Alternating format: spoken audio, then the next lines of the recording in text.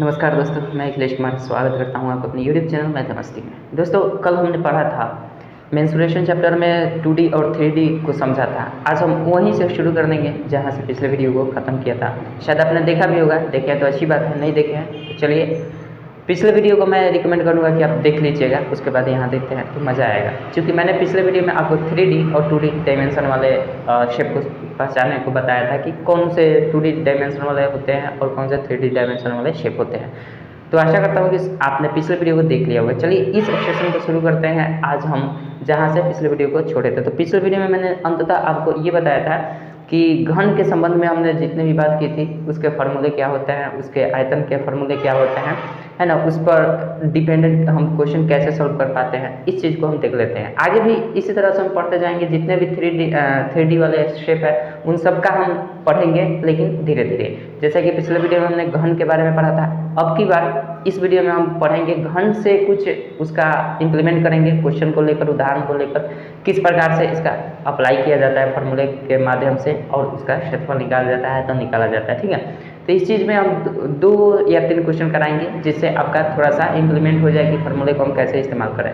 ठीक है, उसके बाद हम चलेंगे घनाभ की ओर। तो चलिए पहले देख लेते हैं कि 2 क्वेश्चन कल मैंने जो बताया था उस पर डिपेंडेंट हम क्वेश्चन सॉल्व कर लेते हैं। मैंने कल क्या क्या बताया था, चलिए फिर से थोड़ा सा रिवाइंड करा देते हैं।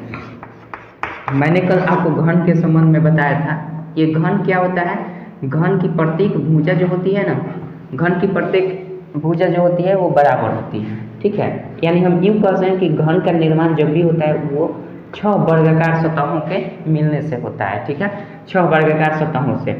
तो जैसे कि ये हमने एक बना दिया घन, क्या है, ये घन है, इसमें 6 सतह है और 6 सतह एक दूसरे से जुड़े हुए हैं, बंधाकृति है, तो इसको हम बोल देते हैं घन। इसके संबंध में हमने ये जाना था कि घन का क्षेत्रफल बराबर क्या होता है, घन का संपूर्ण पृष्ठीय क्षेत्रफल बराबर क्या होता है, ये चीज़ हमने आपको कल बताया था।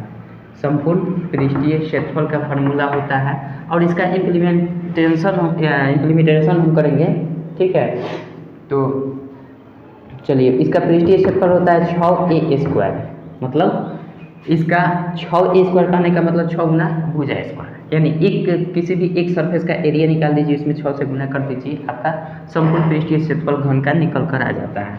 उसके बाद दूसरा फार्मूला ये था, घन का आयतन बराबर क्या होता है, घन का आयतन बराबर क्या होता है, घन का आयतन बराबर क्या होता है, घन का आयतन बराबर भुजा क्यूब होता है। हमने बताया था कल, घन का आयतन बराबर भुजा क्यूब। ठीक है, उसके बाद हमने बताया था कि घन का विकर्ण बराबर क्या होता है, घन का विकर्ण बराबर क्या होता है, ये चीज़ हमने बताया था। √3 गुने 1 भुजा होता है। ठीक है, इसका फॉर्मूला √3 गुने 1 भुजा होता है। इस माध्यम से हम निकाल देते हैं घन का संपूर्ण पृष्ठीय क्षेत्रफल, घन का आयतन और घन का विकर्ण निकाल देते हैं। ठीक है, तो हम क्या करेंगे, सबसे पहले एक क्वेश्चन देख लेते हैं। इसी टाइप पर घन से संबंधित क्वेश्चन किस प्रकार से आता है उसको हम देख लेते हैं। क्वेश्चन बहुत सिंपल है, जैसा कि आपको स्क्रीन पर दिख रहा है। क्वेश्चन कह रहा है कि किसी घन का प्रत्येक भुजा 5 सेंटीमीटर का है, तो उसका संपूर्ण पृष्ठीय क्षेत्रफल और आयतन निकाल देना है। ठीक है, जैसा कि आप लोग देख रहे हैं। तो चलिए हम इसको कैसे निकालते हैं। हमारा क्वेश्चन क्या दिया गया है, चलिए इसको रहने देते हैं। क्वेश्चन हमारा दिया गया है कि भुजा, प्रत्येक भुजा जो दिया गया है वो कितना दिया है, घन का 5 मीटर है कि सेंटीमीटर है, देख लीजिएगा, जो यूनिट होगा वहाँ लगा लीजिए। मैं मीटर मान के चलता हूँ, क्योंकि क्वेश्चन मुझे नहीं दिखाई दे रहा है, आपको दिखाई दे रहा होगा। ठीक है, तो 5 मीटर हो या सेंटीमीटर जो भी हो, ये दिया है। हमें से पूछा है कि संपूर्ण पृष्ठीय क्षेत्रफल क्या होगा, क्या पूछा है, संपूर्ण पृष्ठीय क्षेत्रफल क्या होगा। तो संपूर्ण पृष्ठीय क्षेत्रफल का फॉर्मूला हम जानते हैं घन में। घन में संपूर्ण पृष्ठीय क्षेत्रफल कितना होता है, भुजा 6 गुने भुजा स्क्वायर, यानी 6 गुने a² ये होता है। तो भुजा हमारा दे दिया गया है, भुजा 5 सेंटीमीटर, 5 मीटर दिया है, तो 5 हम रख देंगे, इसका स्क्वायर कर देंगे। ठीक है, समझ रहे हैं। आगे चूँकि ये देखिए कल मैंने बता दिया, इसलिए थोड़ा सा हम इस पर उतना ध्यान से नहीं बता रहे हैं। हम इसके बाद समझाने वाले आपको घनाभ, क्योंकि घन का हमने डिस्कशन पिछले वीडियो में कर लिया है, ये सब रिवाइज करा रहे हैं, इसलिए थोड़ा सा हो सकता है कि आपको लग रहा होगा कि बिना मन से बता रहे हैं। ऐसी कोई बात नहीं है, ये हमने बता दिया है, बस इसका फार्मूला कैसे इस्तेमाल करना है ये चीज़ सिखा रहा हूँ। तो ये 6 हो जाएगा और 5 का स्क्वायर कर देंगे तो कितना होता है, 25 होता है, तो 25 लिख देंगे। ठीक है, और 25 छक्के कितना होता है, 150 होता है, यानी 150 मीटर स्क्वायर इसका संपूर्ण पृष्ठीय क्षेत्रफल हो जाएगा। यानी 6 जो 6 क्षेत्र होता है, 6 सरफेस होता है, उन सभी 6 सरफेस का क्षेत्रफल जो होगा 150 मीटर स्क्वायर होगा। इसमें और क्वेश्चन कुछ कह रहा है कि इसका आयतन भी बता देना है। तो आयतन कैसे ज्ञात करते हैं, तो किसी भी घन का आयतन बराबर हम जानते हैं, घन का आयतन बराबर भुजा क्यूब होता है, भुजा क्यूब होता है, यानी भुजा कितना दिया है 5 मीटर, तो इसका क्यूब कर देना है। तो भुजा का क्यूब करेंगे यानी 5 का क्यूब करेंगे, तो 5 का क्यूब करेंगे तो 5 × 25 125 होता है, यानी 125 आपका क्या हो जाएगा मीटर क्यूब में होगा। क्यूब में क्यों होगा, क्योंकि इसको 3 बार गुना किया है, यहाँ क्यूब दिया गया है तो कहने का मतलब 5 को 3 बार गुना किया गया है, इसलिए यहाँ पे 3 रखा गया है। ठीक है, यानी m 3 बार गुना होगा तो m क्यूब हो जाएगा। ठीक है, तो ये आपका 125 मीटर क्यूब ये हो जाएगा आयतन। ठीक है, चलिए ये तो क्वेश्चन आपने देख लिया। इस टाइप के क्वेश्चन जितने भी आएंगे इस तरह से बनाएंगे। अब एक और इसी में देख लेते हैं क्वेश्चन, एक दूसरा क्वेश्चन देख लेते हैं जो कि घन से संबंधित है, उसको भी देख लेते हैं। चलिए इसको मिटा देते हैं। दूसरा क्वेश्चन देखिए, दूसरा क्वेश्चन क्या कह रहा है। दूसरा क्वेश्चन दिया गया है, दूसरा क्वेश्चन आपका शो हो रहा होगा, कह रहा है कि किसी घन का क्षेत्रफल जो दिया गया है वो 600 सेंटीमीटर स्क्वायर है। ठीक है, 600 सेंटीमीटर स्क्वायर है, तो उसका विकर्ण ज्ञात कर देना है, ये बताना है। ठीक है, तो इसका दिया किया गया है संपूर्ण पृष्ठीय क्षेत्रफल जो दिया गया है, घन का संपूर्ण पृष्ठीय क्षेत्रफल जो दिया गया है, इस घन का संपूर्ण पृष्ठीय क्षेत्रफल कितना दिया गया है 600 सेंटीमीटर स्क्वायर दिया गया है। ठीक है, तो हम क्या करेंगे, संपूर्ण पृष्ठीय क्षेत्रफल का फॉर्मूला क्या होता है, हमने बताया है 6a स्क्वायर होता है, जहाँ a क्या है भुजा। ठीक है, जहाँ a क्या है भुजा है, तो क्या करेंगे 6a स्क्वायर हो जाएगा। उसके बाद यहाँ हम 600 कर देंगे, यहाँ से a स्क्वायर निकाल देंगे तो क्या हो जाएगा 600/6 हो जाएगा। कोई दिक्कत नहीं है, यहाँ तक तो समझ रहे हैं। 6 से काट देंगे तो ये 100 हो जाएगा। ठीक है, इसलिए यहाँ से a निकाले तो ये स्क्वायर इधर रूट बन जाता है, तो ये हो जाएगा 100। 100 का वर्गमूल कितना हो जाता है 10 हो जाता है, तो ये आ गया हमारा 10 सेंटीमीटर क्या एक भुजा आ गया। हमसे पूछा है कि इसका विकर्ण ज्ञात कर दीजिए, इसका विकर्ण। तो घन का विकर्ण बराबर क्या होता है, घन का विकर्ण बराबर क्या होता है भैया जी, घन का विकर्ण का फॉर्मूला होता है √3 गुने 1 भुजा, √3 गुने 1 भुजा। तो हम क्या करेंगे √3 कर देंगे और गुना 1 भुजा के स्थान पर हम 10 रख देंगे, यानी √3 गुने 10 यानी 10√3 हम इसको कह सकते हैं। 10√3 सेंटीमीटर इसका विकर्ण हो जाएगा। ठीक है, आशा करता हूँ कि समझ गए हो। तो इस टाइप के क्वेश्चन आपको आ सकते हैं, थोड़ा सा इधर उधर करके आपको कैलकुलेट करना है। तो जब भी आपके हाथ में हथियार रहेगा तभी तो उसको चलाना सीखेंगे, हथियार ही नहीं है तो कैसे चलाना सीखेंगे। तो इसलिए हथियार करने का मतलब है कि फार्मूला आपके पास होना चाहिए, उस फार्मूले को याद रखिएगा, तभी जाकर ये किसी भी तरह से क्वेश्चन घुमा कर आएगा, आपका सोल्यूशन हो जाएगा। ठीक है, चलिए अब हम बात करते हैं आपको घनाभ से लेकर। ठीक है, पिछले वीडियो का ये थोड़ा सा था तो हम सोचे कि आप लोगों का क्वेश्चन करा दिया जाए। अब घनाभ पर बात करेंगे। घनाभ जो भी आएगा वो घनाभ भी त्रिविमीय आकृति है, 3 डायमेंशनल शेप है। तो घनाभ में क्या होता है, घन से ही रिलेटेड कुछ होता है, लेकिन घनाभ में होता ये है कि लंबाई चौड़ाई और ऊंचाई तीनों अलग अलग होती है। ठीक है, तो घनाभ की अगर बात किया जाए देखिए घनाभ भी कुछ इसी प्रकार से होता है, लेकिन इसमें होता क्या है कि जितना भी सरफेस होता है ना, यानी सरफेस की संख्या कितनी होती है किसी भी घन या घनाभ में 6 होती है। तो यानी 6 सरफेस जो होता है ना वो सब आयताकार होता है। 6 सरफेस जो होता है क्या होता है आयताकार होता है। और घन में क्या था कि 6 के 6 सरफेस जो होता था वो वर्गाकार होता था, इसमें आयताकार होगा। बस लंबाई अलग चौड़ाई अलग, सबकी अपनी अपनी लंबाई चौड़ाई होती है। तो ये हो जाता है हमारा घनाभ, ये क्या हो जाता है घनाभ हो जाता है। अब हमने बताया घन घनाभ में आपका सिरों की संख्या कितनी होती है, किनारों की संख्या कितनी होती है, शीर्ष बिंदु कितने होता है, सब कुछ मैंने बताया। सतहों की संख्या कितनी होती है, फलक या सतह। तो ये चीज़ मैं फिर इसमें नहीं बताने वाला हूँ, थोड़ी सी जानकारी ऐसे ही ओरली आपको बोल दे रहा हूँ कि किनारों की संख्या जब भी घनाभ या घन में पूछे ना तो आपको 12 देना है। ठीक है, जब भी आपको शीर्ष की संख्या पूछे तो आपको 8 देना है। 8 शीर्ष ही होते हैं किसी भी घन या घनाभ में।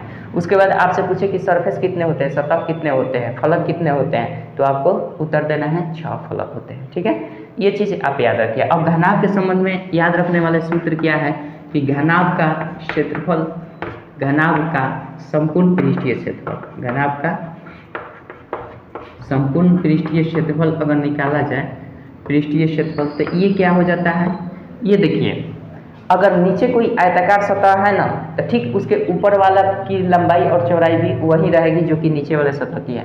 जैसे यहाँ पे नीचे वाले सतह की लंबाई और चौड़ाई जो होगी वही ऊपर वाले की लंबाई चौड़ाई होगी। इसके इस पृष्ठ पर जितना लंबाई चौड़ाई होगा इस पृष्ठ का उतना ही इसका होगा, ठीक है। इस तरह से हमारा क्या होता है कि जो भी आमने सामने के पृष्ठ होते हैं, सतह होते हैं, उसकी लंबाई और चौड़ाई जो होती है समान होती है घनाभ में, ठीक है।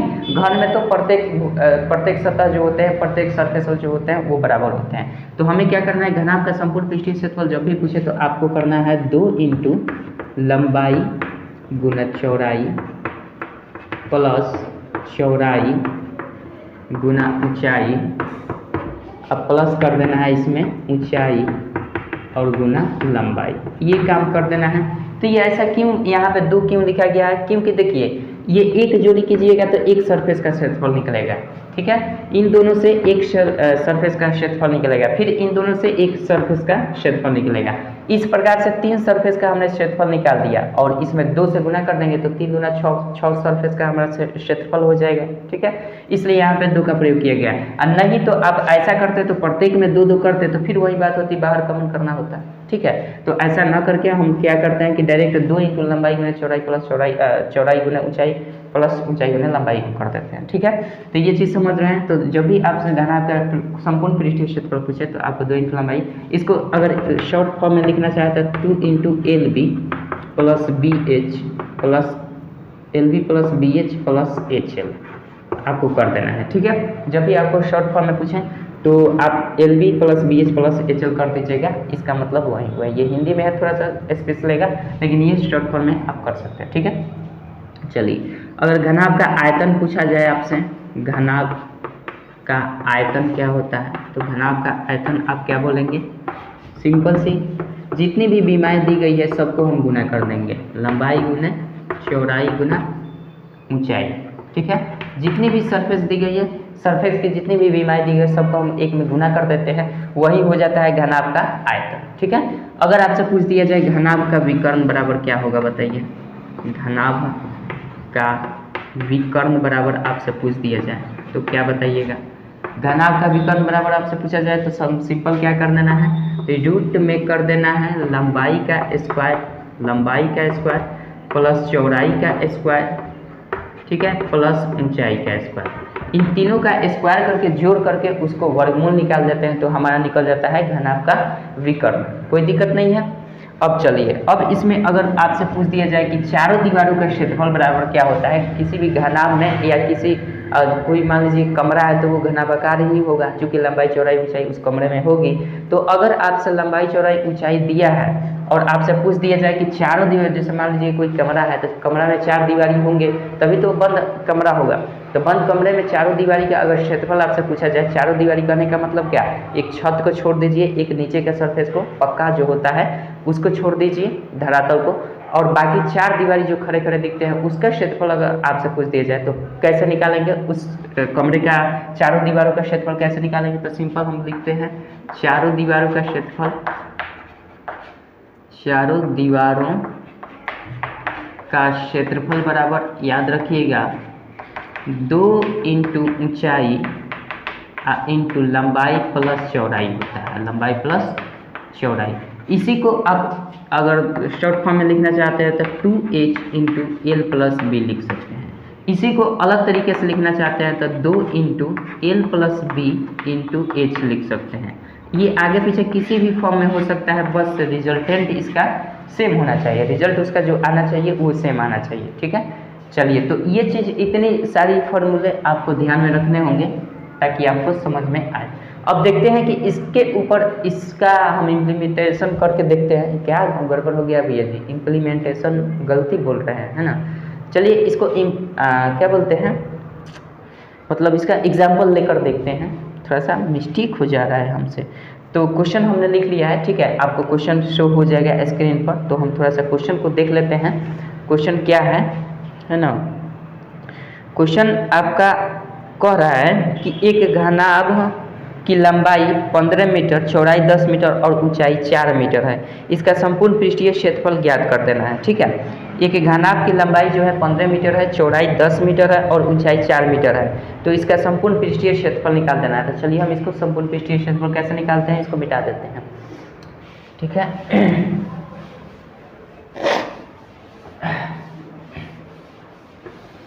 फॉर्मूला याद रखिएगा, सब कुछ बन जाएगा। ठीक है, चलिए इसके बाद के जो शेप होगा हमारा घन घनाभ हो गया। इसके बाद बेलन पढ़ेंगे, शंकु पढ़ेंगे। ठीक है, ये सब गोला वाला सब पढ़ेंगे, तो ध्यान रखिएगा। और वीडियो को लगातार जहाँ से हमने क्षेत्रमिति स्टार्ट किया है ना, वहाँ से बिल्कुल देखिएगा। अगर इस वीडियो को पहली बार देख रहे हैं तो इससे पहले मैंने एक वीडियो क्षेत्रमिति का और बना दिया है, तो उसको देख लीजिएगा। उसके बाद ये देख लीजिए, फिर क्रम से आप चलते चलिएगा। ठीक है, तो मैं यही कहूँगा कि आप लाइन से देखिएगा तो आपको समझ में आएगा, नहीं तो इसके बाद कौन सा पढ़ाई होगा समझ में नहीं आएगा, दिक्कत हो जाएगी। चलिए क्वेश्चन कह रहा है कि एक घनाभ का लंबाई जो दिया गया है आपका, कितना दिया गया है, लंबाई आपका 15 मीटर दिया गया है। मीटर है कि सेंटीमीटर जी, थोड़ा देख लेते हैं।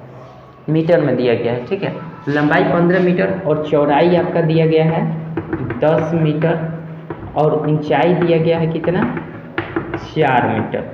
तो बोल रहा है इसका संपूर्ण पृष्ठीय क्षेत्रफल क्या हो जाएगा, संपूर्ण पृष्ठीय क्षेत्रफल क्या हो जाएगा, पृष्ठीय क्षेत्रफल बराबर क्या हो जाएगा। सिंपल ये ज्ञात कर देना। अभी हमने फॉर्मूला आपको बताया, संपूर्ण पृष्ठीय क्षेत्रफल जब भी पूछे आपसे तो आपको बताया 2 × LB + BS + HL कर देना है। तो क्या करेंगे हम, इसका संपूर्ण पृष्ठीय क्षेत्रफल का फॉर्मूला होता है, संपूर्ण पृष्ठीय क्षेत्रफल का फॉर्मूला क्या होता है भैया जी, 2 × लंबाई + चौड़ाई LB + BH + HL यही होता है। तो हम कर देंगे 2 × लंबाई गुना चौड़ाई करना है, लंबाई और गुना चौड़ाई, इसमें दोनों में गुना करेंगे। तो ये 15 × 10 हो जाएगा, फिर जोड़ देंगे, फिर इन दोनों में चौड़ाई गुना ऊंचाई का गुना करेंगे, इन दोनों में अब गुना करेंगे। तो ये 10 × 4 हो जाएगा। फिर क्या करेंगे, ये ऊंचाई गुने लंबाई में गुना करेंगे, ऊंचाई गुने लंबाई। तो ऊंचाई कितना है, 4 है और लंबाई कितना है, 15 है। बस ये हमारा संपूर्ण पृष्ठीय क्षेत्रफल निकल गया। देख लेते हैं, 2 × इसको गुना करेंगे तो 150 हो जाएगा, प्लस 10 चौके कितना हो जाएगा, 40 हो जाएगा। इसको करेंगे तो 15 चौके 60 हो जाएगा, कोई दिक्कत नहीं है।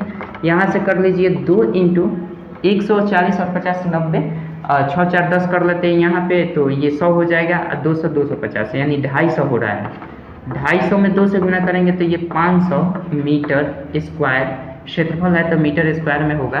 तो ये आपका आंसर हो जाएगा, कोई दिक्कत नहीं। तो घनाभ का संपूर्ण पृष्ठीय क्षेत्रफल जिस तरह से क्वेश्चन दिया है उसका कितना हो जाएगा, 500 मीटर स्क्वायर आपका आंसर हो जाएगा। ठीक है, क्वेश्चन देख लीजिएगा किस में पूछा गया है। ये क्वेश्चन मुझे तो दिख नहीं रहा है, बट देख लीजिएगा कि कहाँ पूछा गया है ये क्वेश्चन। ऐसे ऐसे क्वेश्चन पूछे जाते हैं, आपको मजाक लग रहा होगा, लेकिन ऐसे ऐसे क्वेश्चन पूछे जाते हैं। आप सोच रहे हैं कि भाई ये तो बहुत आसान फार्मूला वर्क के क्वेश्चन बना रहा है, लेकिन नहीं, ये बहुत ही क्वेश्चन आसान है। और ऐसे ही आसान क्वेश्चन ऐसे लेवल वाले परीक्षा में पूछे जाते हैं, तो इसलिए ध्यान रखिएगा। चलिए एक नेक्स्ट क्वेश्चन और देख लेते हैं, उसको हम कैसे सॉल्व करेंगे। चूँकि हमने घन घनाभ देख लिया है, घन घनाभ के जितने भी इंपॉर्टेंट फार्मूले हैं सबको हमने देख लिया है, तो इस पर सोच रहा है कि क्यों ना हम 1-2 क्वेश्चन करा लें ताकि हमारा सही हो जाए। चलिए अगला क्वेश्चन है जो देख लीजिएगा, मैंने लिख लिया है और क्वेश्चन आप देख लीजिएगा क्या कह रहा है। मैं लिख कर लाया हूँ जी, इसलिए थोड़ा सा कह रहा है क्वेश्चन, एक कमरे की लंबाई चौड़ाई और ऊंचाई क्रमशः 5 4 और 3 है। उस सबसे बड़ी बांस की लंबाई ज्ञात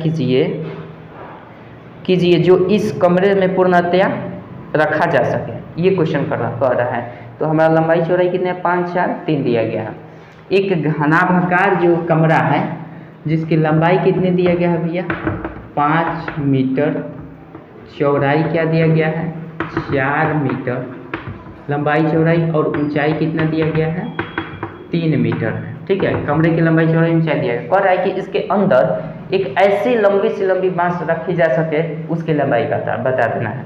तो सबसे हमने आपको बताया है, घन में बताया है, घनाभ में भी सीख लीजिए घनाभ में भी क्या होता है। जैसे मान लीजिए कि ये कोई घनाभ है, घनाभ का 6 सरफेस जो होता है आयताकार होता है। ठीक है, तो ये हमने आयताकार बना दिया, 6 सरफेस को हमने आयताकार बना दिया। अब कह रहा है कि इसके अंदर ऐसी बड़ी सी बड़ी माप की कोई बांस रखनी है, तो उसकी लंबाई बता दीजिए। तो हम बड़ी सी बड़ी माप की लंबाई को कैसे रखेंगे, एकदम सीधा रख देंगे? नहीं, ये तो छोटा ही हो जाएगा। एकदम सीधा नहीं रखेंगे, छोटा हो जाएगा। क्या हम लंबाई के अनुदिश ऐसे रख दें तो भी छोटा ही पड़ेगा।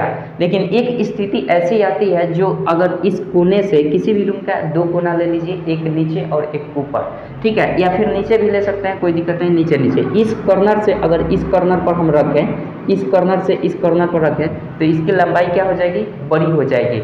चौड़ाई और लंबाई दोनों की अपेक्षा इसकी लंबाई जो होगी वो बड़ी होगी, और यही सबसे बड़ी लंबाई होगी बांस की।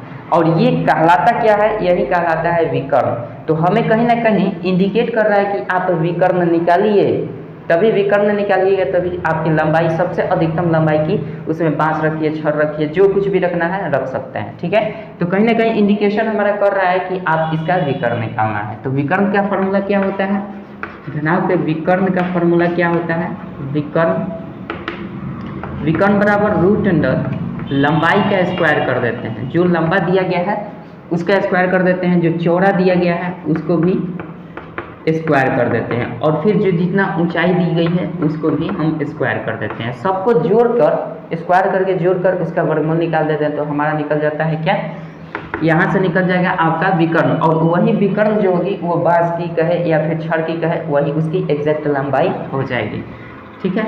तो यहाँ से हम कर लेते हैं, लंबाई कितना दिया गया है 5, 5 का स्क्वायर कर लेते हैं, कोई दिक्कत नहीं है। यहाँ पे 4 दिया गया है, 4 का स्क्वायर कर लेते हैं, उसके बाद 3 का स्क्वायर कर लेते हैं, ठीक है। समझ में आ रही है बातें।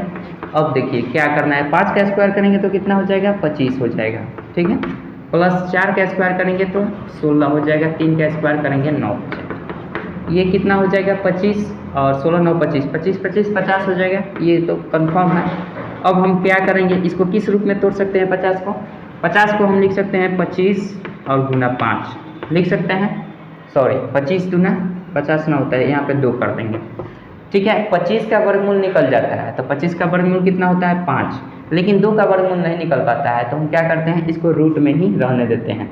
तो ये कुल मिलाकर आपका आंसर क्या हो जाएगा, 5√2 आपका मीटर में आंसर हो जाएगा। अगर मीटर में है तो मीटर में हो जाएगा, सेंटीमीटर में होगा तो सेंटीमीटर। इसकी लंबाई सबसे अधिकतम लंबाई क्या हो जाएगी, 5√2 मीटर हो जाएगी, ठीक है। आशा करता हूँ समझ गए होंगे।